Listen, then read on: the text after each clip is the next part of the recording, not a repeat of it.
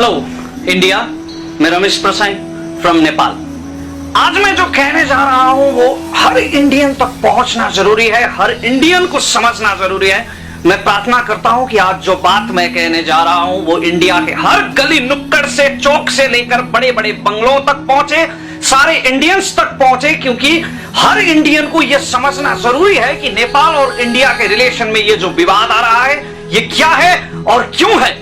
आदरणीय सम्पूर्ण राष्ट्रभक्त नेपालीहरुमा म यो निवेदन गर्न चाहन्छु कि यहाँहरुले यो भिडियोलाई जति सक्दो शेयर गर्नुहोला, किनकि सीमा विवादको बारेमा तपाईले र मैले गफ गरेर हाम्रा दुःख सुख बाँड्ने मात्रै हो, यो भारतका जन जनसम्म पुग्न जरुरी छ। त्यसकारण आज म हिन्दीमा बोल्दै छु। प्यारे हिंदुस्तानी भाइयों और बहनों, मुझे अपनी भाषा से ही सबसे ज्यादा प्रेम है, नेपाली से मोहब्बत है मुझे, लेकिन अगर मैं नेपाली में बोलूं तो शायद आप लोग नहीं समझ पाएंगे। इंग्लिश ऑप्शन हो सकता था, लेकिन इंडिया में भी नेपाल की तरह इलिटरेट पॉपुलेशन बहुत ज्यादा है, इसलिए शायद इंग्लिश समझने में भी दिक्कत होगी, इसलिए मैं आपकी भाषा का प्रयोग कर रहा हूँ। मैं शेक्सपियर की एक शायरी याद करता हूँ कि मैं इसलिए तुम्हारी भाषा सीख रहा हूँ ताकि तुम्हारी तानाशाही का जवाब दे सकूं। आज नेपाल और इंडिया के इस विवाद के बारे में हर इंडियन को भी समझना जरूरी है कि ये विवाद क्यों है।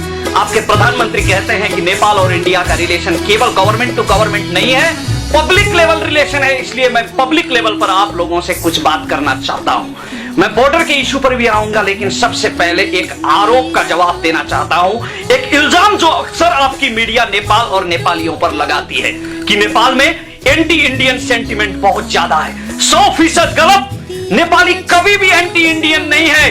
अरे हम तो आपकी सरहदों पर लड़े हैं। आपके प्रधानमंत्री कहते हैं कि हमने कोई जंग नहीं जीती तब तक जब तक किसी नेपाली का खून नहीं बहा। हमारे भाई मरे हैं आप लोगों के लिए। कारगिल में, कुकरथांग में, लद्दाख में मेजर शेरजंग थापा से लेकर भीम बहादुर देवान तक अगर इतिहास के पन्ने खोलकर देखेंगे तो हम हर जंग में आपके लिए लड़े हैं, और जिसने आपके सरहदों की हिफाजत की है मर मर कर, आपने उसी की सरहद पर कब्जा कर दिया। हम कभी भी एंटी इंडियन नहीं थे, लेकिन आपकी गवर्नमेंट ने कुछ एंटी नेपाल हरकत कर दी। आप लोगों ने दशहरे के रोज नेपाल में नाकाबंदी कर दी, हर रोजमर्रा की चीजों की किल्लत हो गई, दवाइयों तक की किल्लत हो गई, और हमारे कितने ही मरीजों ने अस्पताल में छटपटाते हुए दम तोड़ दिया।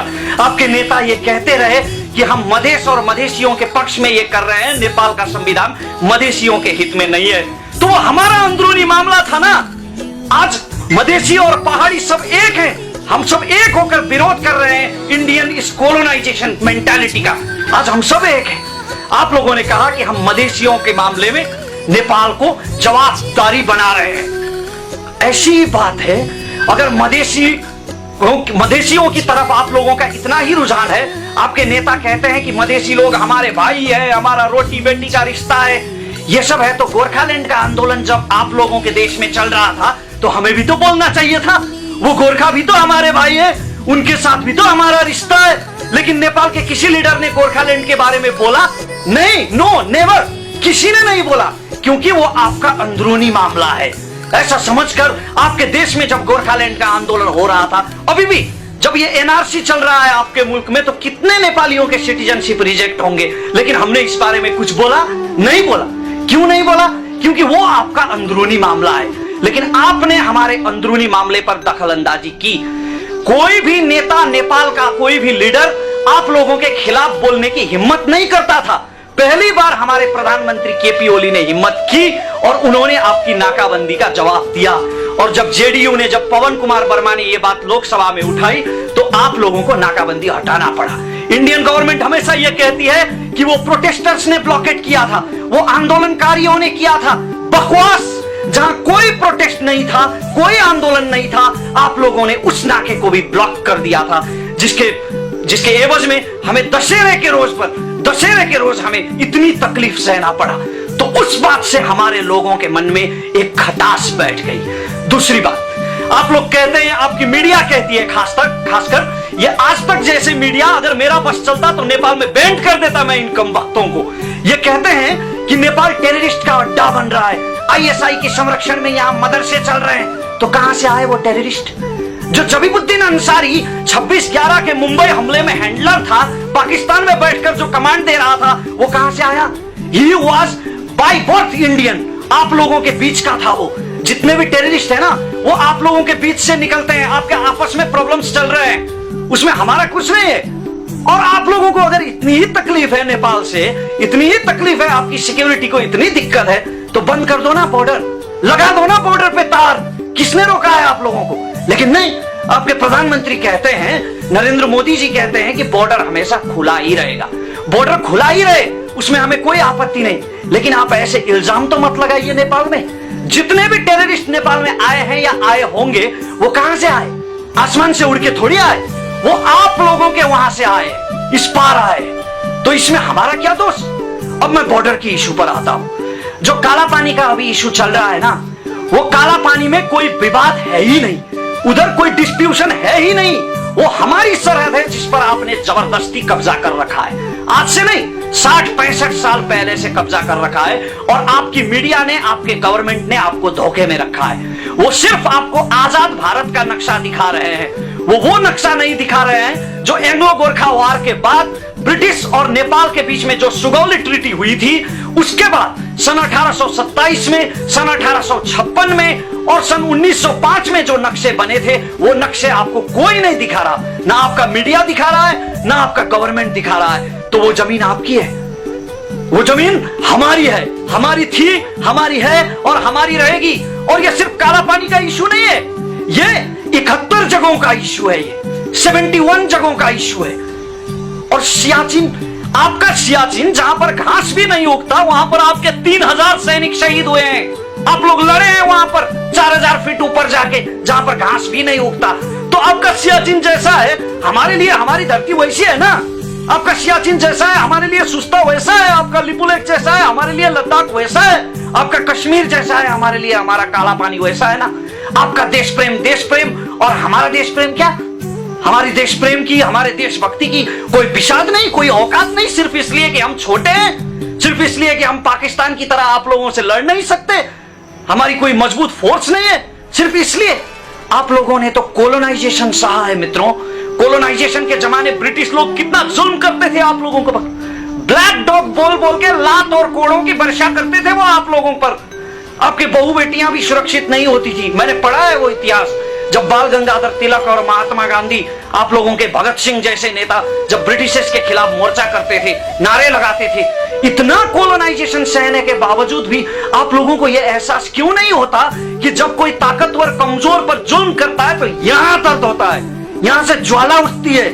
लेकिन ज्वाला उठने के बावजूद भी हम कुछ नहीं करेंगे, ऐसा अगर आप लोग सोचते हैं तो आप लोग बहुत गलत सोचते हैं। गोरखा है हम, गोरखा, लड़ना हमारी खून में है, बुजदिल नहीं है हम।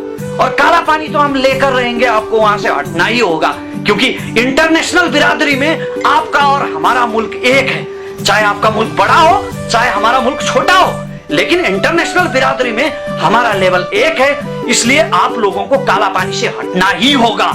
और नेपाल के बारे में जो ये प्रोपोगंडा फैला रखा है इंडिया की मीडिया ने, इसकी मैं नेपाल की पब्लिक की तरफ से इसकी मैं घोर भत्सना करता हूं, निंदा करता हूं। एक बार नरेंद्र मोदी ने कहा कि मैं इस देश का चौकीदार हूं, तो आपके एक नेता ने यह बोल दिया कि चौकीदार तो हम नेपाल से भी मंगा सकते हैं। सिर्फ चौकीदार की तरह देखते हैं आप हमें।